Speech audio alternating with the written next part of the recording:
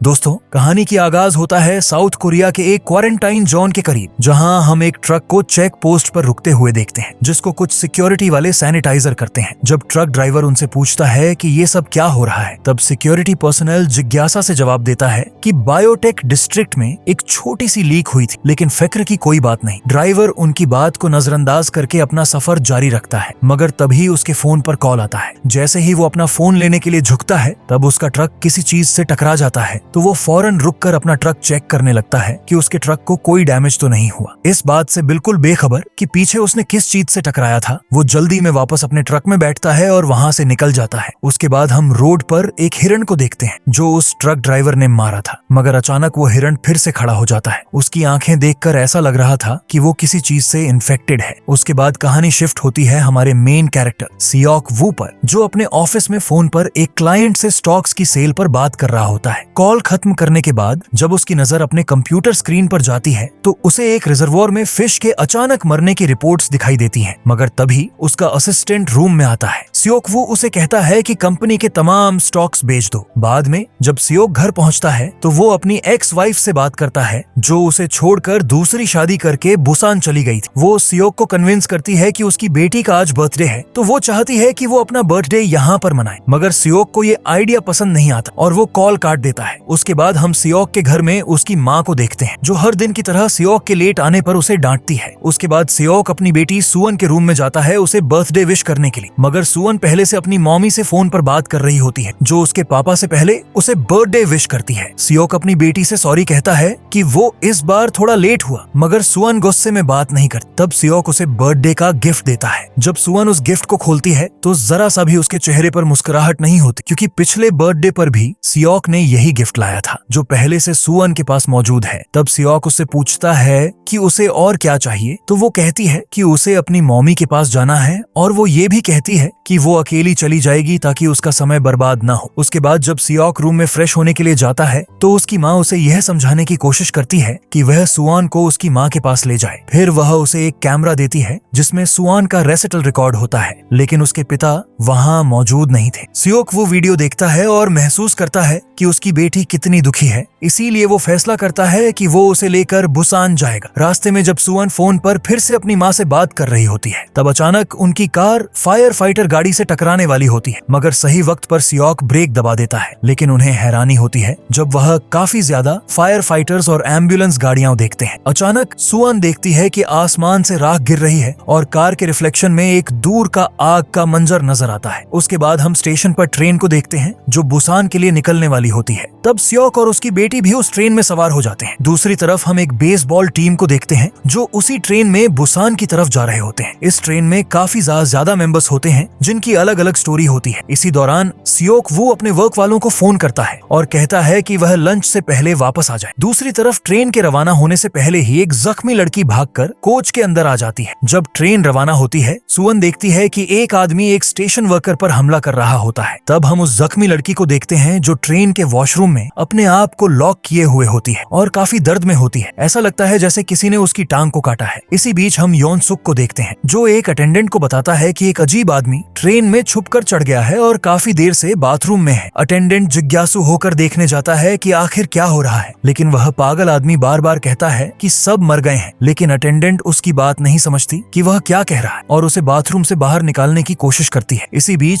सुअन अपनी सीट से उठकर बाथरूम की तरफ निकल जाती है बिना अपने डैड से कहे। तब वह संग हवा से टकरा जाती है जो अपनी वाइफ के लिए बाथरूम का दरवाजा गार्ड कर रहा होता है। संग हवा उसे कहता है कि अगले कोच के बाथरूम में चले जाओ, यह फ्री नहीं है। इस दौरान हम उस कटी हुई लड़की को देखते हैं जो चलते हुए अचानक गिर जाती है। तब वहाँ मौजूद फीमेल अटेंडेंट उसे देख लेती है और दौड़कर उसकी मदद करने आती है, मगर उसे कुछ समझ नहीं आता तो वह तुरंत मेडिकल हेल्प बुला लेती है। दूसरी तरफ सियोक वू अपने फोन की आवाज से उठता है और देखता है कि सुअन गायब है। उसका असिस्टेंट उसे फोन पर बताता है कि पूरे मुल्क में कुछ अजीब हो रहा है। वह कॉल काटकर सुअन को ढूंढने निकलता है। बोगी के अंदर के पैसेंजर्स टीवी पर चलती अफरा तफरी देख रहे होते हैं, जबकि दूसरी तरफ अटेंडेंट बार बार अपने चीफ को कॉल कर रही होती है। लेकिन इस दौरान वह कटी हुई लड़की उठती है और ऐसा लगता है कि अब वह पूरी ज़ॉम्बी बन चुकी होती है। इससे पहले कि वह अटेंडेंट वहां से भाग सके, वह ज़ॉम्बी लड़की उस अटेंडेंट को पकड़कर गिरा देती है और उसे बेरहमी से काटने लगती है। इस बीच वहां मौजूद बोगी में सारी बेसबॉल टीम यह मंजर देख रही होती है। तब वह ज़ॉम्बी उन पर हमला करने लगती है, जिससे हर कोई अपने आप को बचाने में लग जाते हैं। कुछ ही सेकंड्स के अंदर वह अटेंडेंट भी ज़ॉम्बी बन जाती है। तब सब कुछ उल्टा सीधा हो जाता है और हर तरफ तबाही मच जाती है। यह सब देखकर चीफ अटेंडेंट अगले बोगी के पैसेंजर्स को कहता है कि भाग जाओ। इस बीच सियोक अपनी बेटी को ढूंढ रहा होता है, लेकिन उसे दूसरी कोच में कुछ अजीब होता नजर आता है, तो वह पास से देखने जाता है। तब सुअन भी चीखों की आवाज सुनती है, तो वह फौरन बाथरूम से बाहर निकलकर देखने लगती है, जहां लोग एक बोगी से दूसरी बोगी की तरफ भाग रहे होते हैं। तब सियोक देखता है कि चीफ पर ज़ॉम्बी बनी अटेंडेंट हमला करती है और कुछ ही सेकंड्स में चीफ भी ज़ॉम्बी बन जाता है। सुअन अपने डैड को पीछे से आवाज देती है, तो सियोक उसे पकड़ता है और दोनों भाग जाते हैं, क्योंकि उनके पीछे अब ज़ॉम्बीज का पूरा झुंड होता है। लेकिन बदकिस्मती से उनके सामने एक और ज़ॉम्बी आ जाता है और उन पर हमला करता है। सियोक उसे गिराकर वहां से अपनी बेटी के साथ भाग जाता है। तब संगह्वा अपनी प्रेग्नेंट वाइफ को कहता है कि जल्दी करो, जब उसे कुछ अजीब होता हुआ नजर आता है। लेकिन तभी उनके सामने एक ज़ॉम्बी एक औरत को काट लेता है, तो संगह्वा उसकी मदद करने जाता है, मगर वह ज़ॉम्बी संगह्वा पर हमला करने लगता है, तो वह उसे बाथरूम में जल्दी से बंद कर देता है और अपनी वाइफ से कहता है कि भागो। लेकिन दूसरे ज़ॉम्बीज भी जल्दी पहुंच जाते हैं। बाकी पैसेंजर्स अभी भी टीवी पर सब कुछ होता हुआ देख रहे होते हैं, जबकि दूसरे कोचेस के लोग भागकर अंदर आ जाते हैं। तब योंसुक दरवाजा बंद करने को कहता है, जिससे सियोक वू दरवाजा बंद कर देता है संगह्वा और उसकी वाइफ के पहुंचने से पहले, जिससे संगह्वा को ज़ॉम्बीज से लड़ना पड़ता है और दोनों फिर जल्दी से बोगी के अंदर आ जाते हैं और दरवाजा बंद कर देते हैं ताकि ज़ॉम्बीज अंदर ना आ सके। तब सियोक वू नोट करता है कि ज़ॉम्बीज दरवाजा खोलना नहीं जानते और वह संगह्वा से कहता है कि अब छोड़ दो। उसे यह भी समझ आ जाता है कि ज़ॉम्बीज तभी हमला करते हैं जब वह किसी को देख लेते हैं। तो सेयोंगक्योंग पानी की बोतल उठाकर दरवाजे को न्यूज़पेपर से कवर कर देती है, जिससे ज़ॉम्बीज शांत हो जाते हैं। इस दौरान कंडक्टर एक अनाउंसमेंट करता है कि अगला टाउन जहां ट्रेन जाने वाली है वहां ट्रेन नहीं रुकेगी। योंसुक इंटरकॉम पर उससे बात करता है और पूछता है कि क्या उसे पता भी है कि ट्रेन के अंदर क्या हो रहा है। कंडक्टर कहता है कि यह हुक्म कंट्रोल सेंटर से आया है। इस बीच सियोक वू को उसकी माँ का फोन आता है, जो उनके लिए परेशान होती है। वह उसे कहती है कि अपनी बेटी का ख्याल रखना। फोन पर बात करते वक्त वह औरत ज़ॉम्बी बन जाती है। सियोक वू समझ जाता है कि क्या हुआ है, लेकिन वह सुअन को नहीं बताता। अचानक ट्रेन धीमी होती है जब वह एक स्टेशन के पास से गुजरती है, जहां लोग विंडो से मदद की भीख मांग रहे होते हैं कि हमें भी साथ ले जाओ। लेकिन जल्द ही वहां भी ज़ॉम्बीज उन पर हमला कर देते हैं और उन्हें काट लेते हैं, जिससे सब डर महसूस करने लगते हैं और वे जल्दी से अपने फोन्स चेक करने लगते हैं ताकि कोई सिटी सेफ हो। लेकिन उन्हें हर तरफ लोगों पर हमले हो रहे होते हैं। गवर्नमेंट अनाउंसमेंट करता है कि आवाम झूठी खबरों पर भरोसा न करें, सब्र से काम लें और अपने घरों में रहें। वह लोगों को यकीन दिलाता है कि उनकी सेफ्टी खतरे में नहीं है, जबकि शहर जल रहे होते हैं। इस बीच ट्रेन में लोग एक बोगी से दूसरी बोगी में मूव कर रहे होते हैं। सुअन अपने डैड को बताती है कि उसकी मॉम का फोन काम नहीं कर रहा, तो वह उसे बिठा देता है और खुद कॉल करने की कोशिश करता है। तब इनगिल और जोंगिल भी वहां आ जाते हैं, लेकिन उनके पास बैठने को एक ही सीट होता है, तो इनगिल अपनी बहन को बैठने को कहता है। यह सब देखकर सुअन अपनी सीट इनगिल को दे देती है। तब सियोक वू अपनी बेटी को डांटता है कि वह इतनी सेल्फलेस क्यों है और कहता है कि ऐसे हालात में पहले अपना ख्याल रखना चाहिए। तब इस बीच एक और अनाउंसमेंट आता है कंडक्टर की तरफ से, जो बताता है कि ट्रेन एक ऐसे स्टेशन पर रुकेगी जहां आर्मी तैनात है उनकी सिक्योरिटी के लिए। तब सियोक वू ओवरहियर करता है कि योंसुक फोन पर किसी से पूछ रहा होता है कि कौन से शहरों में अब भी एंटर किया जा सकता है, और लगता है कि जहां वे रुकने वाले हैं वह लिस्ट में नहीं है। तो सियोक वू अपनी बेटी से कहता है कि यहीं रुकना, और वह दूसरे कोच में कॉल करने चला जाता है। संगह्वा सुअन से उसके डैड के बारे में पूछता है, और जब वह कहती है कि वह फंड मैनेजर है, तो वह कहता है कि इसका मतलब है वह एक खून चूसने वाला है। यह देखकर संगह्वा की वाइफ उसे चुप रहने को कहती है। उनकी नोकझोंक देखकर सुअन काफी हैप्पी मूड में आ जाती है, क्योंकि उसने काफी टाइम से अपनी मॉम और डैड को एक साथ नहीं देखा था। तो सुअन की अच्छी फ्रेंडशिप हो जाती है संगह्वा और उसकी वाइफ से। सियोक वू एक क्लाइंट को कॉल करता है, जिससे वह मदद की उम्मीद रखता है। वह उससे पूछता है कि जिस सिटी में वे रुकने वाले हैं उसका क्या सीन है, और आदमी कहता है कि जैसे ही वे पहुंचेंगे उन्हें क्वारंटीन कर दिया जाएगा। जब सियोक वू कहता है कि उसकी बेटी भी उसके साथ है और अगर उसने मदद की तो वह उसके लिए एक फेवर करेगा, तो वह आदमी कहता है कि मेन स्क्वायर पर मत जाना, ईस्ट स्क्वायर पर जाना, मैं अपने आदमियों को बता दूंगा। कॉल खत्म करने के बाद सियोक वू की नजर उस पागल आदमी पर पड़ती है जो डर से वहाँ बैठा होता है। थोड़ी देर बाद ट्रेन उस सिटी में पहुँचती है जहाँ मिलिट्री का इंतजार था, लेकिन वहाँ कोई नहीं होता। यों सुक सबसे पहले धक्का देकर बाहर निकलता है और बाकी सब भी उसके पीछे पीछे निकल पड़ते हैं, जिनमें सियोक वू और उसकी बेटी भी शामिल होते हैं। दूसरी तरफ बची हुई बेसबॉल टीम के प्लेयर्स अपने बेसबॉल बैट्स लेकर ट्रेन से उतरते हैं। तब आखिरी अटेंडेंट कंडक्टर को ज़ॉम्बी वाली बोगी दिखाने ले जाता है। तभी योन सुक भागते हुए वहाँ आ जाता है और बताता है कि उसे मालूम पड़ा है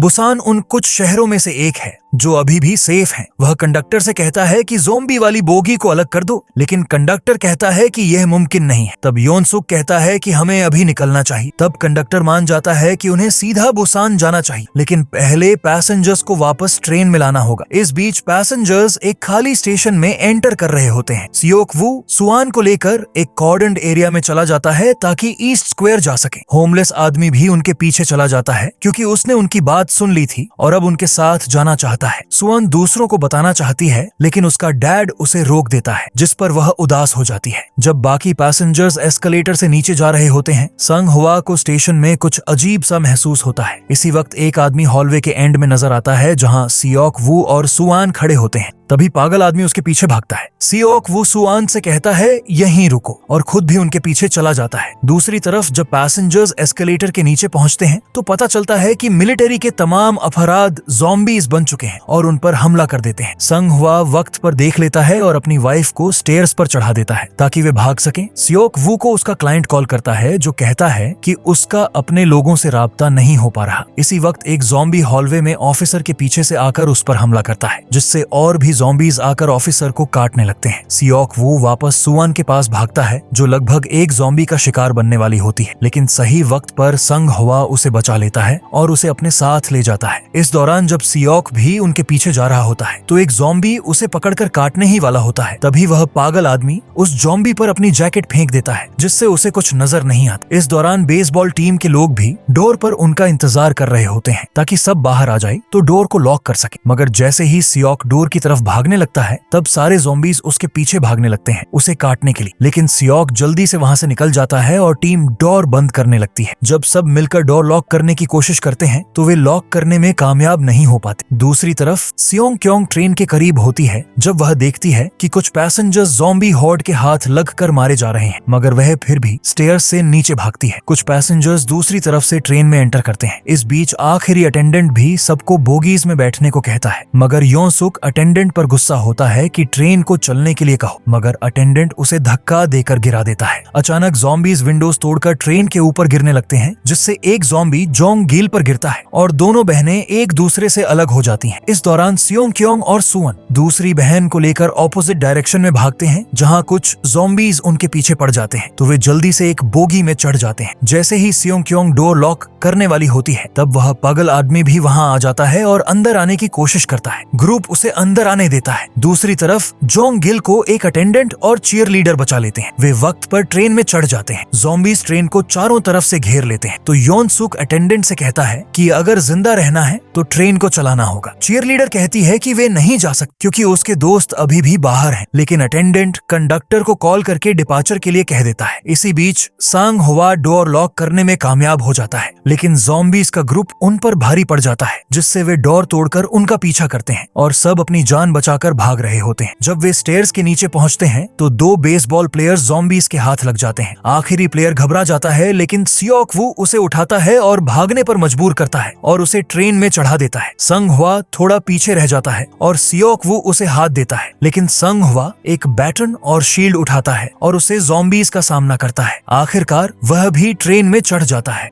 इसी वक्त कंडक्टर कंट्रोल सेंटर को कॉल करता है और पूछता है कि क्या बुसान तक कोई रास्ता अभी भी खुला है। कंडक्टर को एडवाइस मिलती है कि वह बुसान की तरफ सफर जारी रखे, लेकिन वह कहता है कि जैसे ही स्टेशन से राब्ता हो उसे इन्फॉर्म किया जाए। इस दौरान सियोंग क्योंग और बाकी लोग जो एक बोगी में चढ़े थे उन्हें दोनों तरफ ज़ॉम्बीज नजर आते हैं। तब सियोंग बाथरूम चेक करने लगता है जहाँ उन्हें छुपने की जगह मिल जाती, तो वह जल्दी से सबको छुपने के लिए बुलाता है, मगर इस बीच उनकी हरकत से एक ज़ॉम्बी सियोंग को देख लेता है और वह उनकी तरफ तरफ दौड़ता है काटने के लिए, जिससे सारे ज़ॉम्बीज उसकी आवाज सुनकर वहां आ जाते हैं। ग्रुप पूरी कोशिश करता है डोर को लॉक करने की, लेकिन ज़ॉम्बी उन्हें बंद नहीं करने देते। दूसरी तरफ कुछ लोग ग्लास डोर्स को धक्का दे रहे होते हैं। तभी कंडक्टर अनाउंस करता है कि ट्रेन सीधे बुसान जाएगी। चीयर लीडर को आखिरी बचे हुए बेसबॉल प्लेयर का फोन आता है, जो माफी मांगता है क्योंकि उनकी टीम में अब कोई और जिंदा नहीं बचा। इसी वक्त सियोक वू अपनी बेटी से कांटेक्ट करने की कोशिश कर रहा होता है, मगर उसकी बात नहीं हो पाती। तब संग हवा की फोन लग जाती है और वह बताते हैं कि वो लोग बोगी नंबर 13 के टॉयलेट में फंसे हुए हैं और अचानक फोन कट जाता है। मगर इस बीच यह पता चलता है कि उन्हें बोगी नंबर 13 तक पहुंचने के लिए ज़ॉम्बीज से भिड़ते हुए गुजरना होगा। तो ग्रुप जल्दी से अपने हाथों पर पट्टा और कपड़ा बांधते हैं ताकि ज़ॉम्बीज उन्हें काट न सके। तब संग हुआ फैसला करता है कि वह आगे रहेगा। जब तीनों वहां से निकल जाते हैं तो अचानक टनल भी खत्म हो जाता है और ज़ॉम्बीज उन्हें तुरंत देख लेते हैं और तीनों लड़ते हुए आगे बढ़ते हैं। संग हुआ अपने ताकतवर हाथों से ज़ॉम्बीज को मारना शुरू करता है। इस बीच उनकी फाइट काफी देर तक चलती है, मगर बहुत सारे ज़ॉम्बीज संग हुआ को पकड़ लेते हैं। तब सियोक उन ज़ॉम्बीज को पैरों में मारता है ताकि उन्हें गिराकर आगे निकल सके। वे सब जल्दी से अपना रास्ता साफ करके दूसरे बोगी में चले जाते हैं। जैसे ही वे वहां पहुंचते हैं तो वो बोगी बेसबॉल टीम से भरा हुआ होता है, जो सब ज़ॉम्बीज बन चुके थे।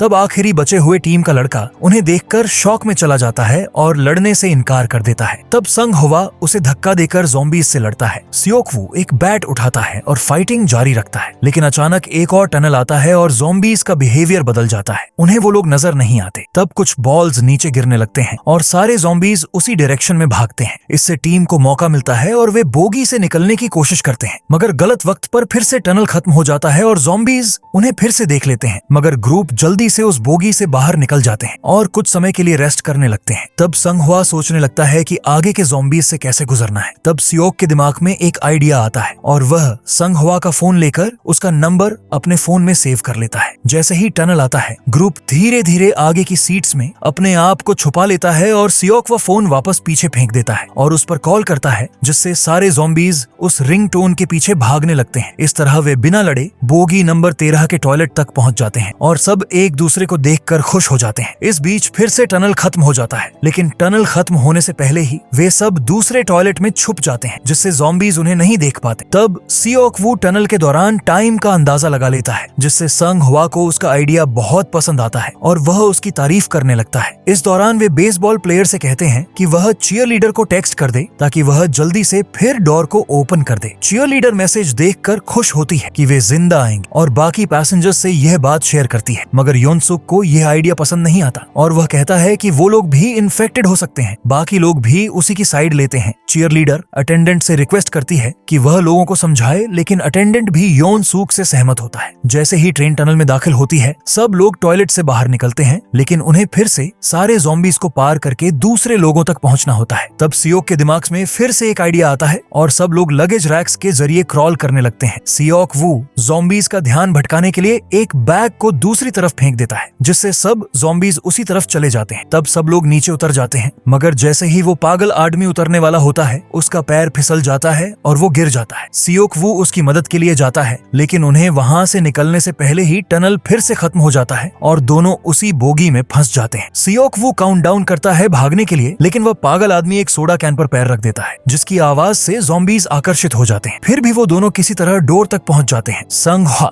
डोर को रोकता है क्योंकि एक ज़ॉम्बी उसमें अटक जाता है। बेसबॉल प्लेयर बोगी नंबर 15 से डोर खोलने को कहता है, मगर उसे कोई जवाब नहीं मिलता। संग हुआ उन्हें जल्दी करने को कहता है क्योंकि वह ज्यादा देर तक उन्हें रोक नहीं सकता, मगर अंदर से उन लोगों ने डोर को बंद कर रखा होता है और चीयर लीडर को पकड़ रखा होता है ताकि वो कुछ न कह पाए। सियोक वू संग हुआ की मदद के लिए जाता है, जबकि लड़का डोर तोड़ने की कोशिश करता है। तभी एक ज़ॉम्बी संग हुआ को काट लेता है, मगर फिर भी वह अपनी पूरी कोशिश करता है उन्हें रोकने की। इस बीच बेसबॉल प्लेयर डोर को तोड़ देता है और वो अंदर जाने की कोशिश करता है, लेकिन योनसुक उसे रोक लेता है। इस बीच जोंगिल अपनी बहन को सही सलामत देख लेता है, जिससे वह और चीयर लीडर योनसुक को डोर से हटाने लगते हैं ताकि वे लोग अंदर आ सकें। दूसरी तरफ सियोंग क्योंग अपने शौहर की तरफ जाने लगती है, लेकिन वह कहता है कि पास ना आए। वह सियोक वू से कहता है कि सियोंग क्योंग को ले जाए क्योंकि अब वह थक गया है और ज्यादा उन्हें रोक नहीं सकता। वह सियोक से माफी मांगता है और कहता है कि उसकी बीवी का ख्याल रखना। अचानक डोर टूट जाता है और उन्हें भागना पड़ता है। संग हुआ अपनी आखिरी सांस तक ज़ॉम्बीज को रोकता है, जिससे वह भी एक ज़ॉम्बी में बदल जाता है। सियोक अपनी पूरी ताकत लगाता है डोर को ओपन करने के लिए, जिसमें वह कामयाब हो जाता है और सब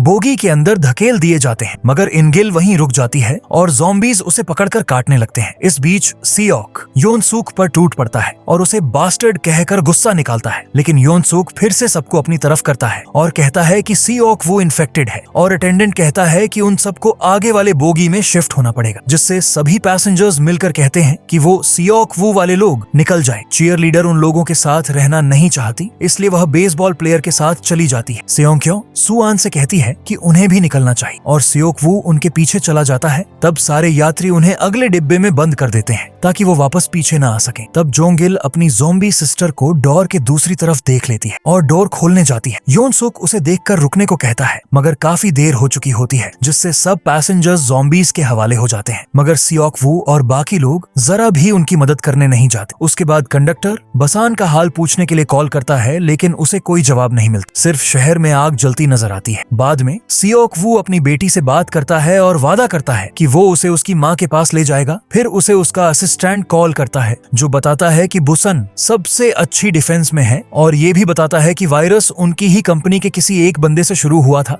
यह सुनकर सियोक को काफी दुख होता है और वह रोने लगता है, लेकिन उसी वक्त ट्रेन रुक जाती है और कंडक्टर अनाउंस करता है कि आगे रास्ता बंद है, उन्हें दूसरी इंजन उठानी होगी ताकि वो यहाँ से निकल सके। तब कंडक्टर ट्रेन से उतरकर ज़ॉम्बीज से बचते हुए इंजन ढूंढने निकलता है। इस दौरान बाकी सभी लोग भी ट्रेन से उतरकर दूसरी तरफ जाने लगते हैं। जैसे ही कंडक्टर वहाँ पहुँचता है, वो देखता है कि इंजन के अंदर भी एक ज़ॉम्बी है, तो वह भागकर दूसरी इंजन की तरफ जाता है और उसे स्टार्ट करके पैसेंजर्स की तरफ लाता है। इसी बीच योनसूक और अटेंडेंट एक टॉयलेट में छुपे होते हैं। जब योनसूक बाहर चेक करता है तो उसे कई ज़ॉम्बीज नजर आते हैं और वो अटेंडेंट को आगे कर देता है। जैसे ही अटेंडेंट बाहर देखता है, योनसूक उसे धक्का देकर भाग जाता है और ज़ॉम्बीज अटेंडेंट को पकड़कर काट लेते हैं। उधर ग्रुप दूसरी तरफ जाने का रास्ता ढूंढते हैं, लेकिन हर बोगी में ज़ॉम्बीज होते हैं। तब बेसबॉल बॉय एक बोगी को खाली देखता है और सबको उस रास्ते से चलने को कहता है, लेकिन तभी सियोक को जमीन हिलती सी महसूस होती है और अचानक एक इंजन आग में लिपटी हुई बाकी ट्रेन की तरफ आती है और जोर से टकराकर पलट जाती है। जब बेसबॉल लड़का और चीयर लीडर उठकर देखते हैं तो रास्ता बंद नजर आता है, जिससे चीयर लीडर रोने लगती है, लेकिन बॉय वहां से निकलने का रास्ता ढूंढ लेता है। मगर दूसरी तरफ का डोर काफी मजबूती से बंद होता है, तो वो वहीं से कुछ चीज निकालकर डोर के ग्लास को तोड़ने लगता है। तभी पीछे से योनसूक वहां आ जाता है और वह चीयर लीडर को एक ज़ॉम्बी की तरफ धक्का दे देता है। बेसबॉल बॉय उसकी मदद के लिए दौड़ता है और ज़ॉम्बी को बाहर फेंक कर डोर बंद कर देता है, लेकिन तब वो देखता है कि चीयर लीडर को पहले ही ज़ॉम्बी ने काट लिया था, तो वो उसे अपनी बाहों में लेकर रोने लगता है और तभी चीयर लीडर भी ज़ॉम्बी बनकर उसे काट लेती है। जब योनसूक बाहर निकलकर देखता है तो उसके पीछे कुछ ज़ॉम्बीज पड़ जाते हैं। वो ट्रेन के इंजन की तरफ भागता है, लेकिन अचानक उसका पैर फिसल जाता है और वह गिर जाता है। ये सब देखकर ट्रेन का कंडक्टर उसकी मदद को दौड़ता है, मगर योनसूक खुद को बचाने के लिए कंडक्टर को आगे कर देता है और ज़ॉम्बीज उसे काट लेते हैं। योनसूक इंजन की तरफ भाग जाता है। दूसरी ओर जब सियोक को होश आता है तो वो देखता है कि उसके ऊपर वाली ट्रेन में बहुत सारे ज़ॉम्बीज हैं जो किसी भी वक्त विंडो तोड़कर उस पर गिर सकते हैं। तो वो जल्दी से एक छोटा सा होल ढूंढता है और क्रॉल करते हुए बाहर निकल आता है। लेकिन जब सुआन वहां से निकलने लगती है तो ट्रेन का एक हिस्सा गिरकर रास्ता बंद कर देता है। इसी बीच ज़ॉम्बीज विंडो तोड़कर उन पर हमला करने लगते हैं। तब पागल आदमी उन्हें बचाने के लिए ज़ॉम्बी को रोकने की कोशिश करता है। बाहर सियोक पूरी कोशिश करता है रास्ता खोलने की और आखिरकार वह चीज हटा देता है सुआन और सियोंग उस होल से बाहर निकल जाते हैं। लेकिन ज़ॉम्बीज पागल आदमी को काट लेते हैं। सियोक देखता है कि ट्रेन गिरने वाली है तो वह सुआन को उठाकर भागने लगता है,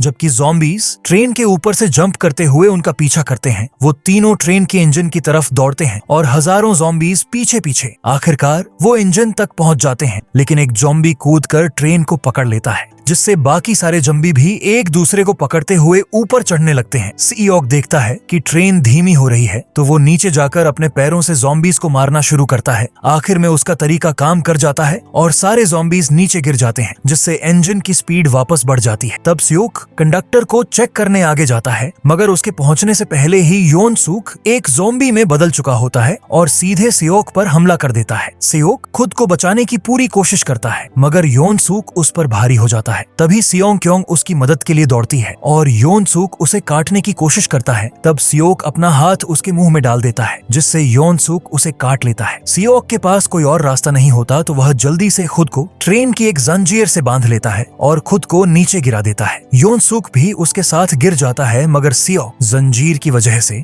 वह बच जाता है। उसके बाद वह सोचता है कि वह जल्द ही ज़ॉम्बी में बदल जाएगा, तो वह सियोंग क्योंग और सुवान को कंट्रोल कैबिन में ले जाता है और उन्हें निर्देश देता है कि ट्रेन को कैसे चलाना है। सुवान रो पड़ती है, उसे अपने डैड से अलग होने का दुख होता है। वह कहती है कि उसे सॉरी कहना है और कहती है कि वह सिर्फ उसी के लिए गाना गाएगी जो उसने पहले कभी नहीं गाया था। मगर सियोंग के पास ज्यादा समय नहीं होता, तो वह सुवन को सियोंग क्योंग के हवाले कर देता है और खुद इंजन के पीछे जाकर रोने लगता है। जल्द ही वह ज़ॉम्बी में बदल जाता है और उसके चेहरे पर एक मुस्कान आ जाती है। तब वह तुरंत अपने आप को नीचे गिरा देता है ताकि वह अपनी बेटी के लिए खतरा न बने। उसके बाद ट्रेन सीधे बुसान की तरफ जाती है, जहाँ मिलिट्री के लोग रास्ता बंद किए होते हैं। तब वे ट्रेन के इंजन से उतरकर पैदल आगे जाते हैं। जब वे टनल के अंदर से जा रहे होते हैं, तब मिलिट्री स्नाइपर्स उन्हें देख लेते हैं और अपने सुपीरियर से पूछते हैं कि क्या गोली मार देनी चाहिए। लेकिन फिर वे सुवन का गाना सुनते हैं। एक मासूम आवाज अंधेरे टनल में गुनगुना रही होती है। वे पहचान लेते हैं कि वे इंसान हैं और उन्हें बचा लेते हैं, और यहीं पर यह कहानी खत्म हो जाती है। असल में ट्रेन टू बुसान का सफर दर्द, कुर्बानी और इंसानियत की मिसाल बन जाता है। एक कहानी जो दिखाती है कि जब सब कुछ टूट जाता है, तब भी प्यार और इंसानियत जिंदा रह जाती है। तो दोस्तों, आपको ये कहानी कैसी लगी? कमेंट में अपनी राय जरूर शेयर करना।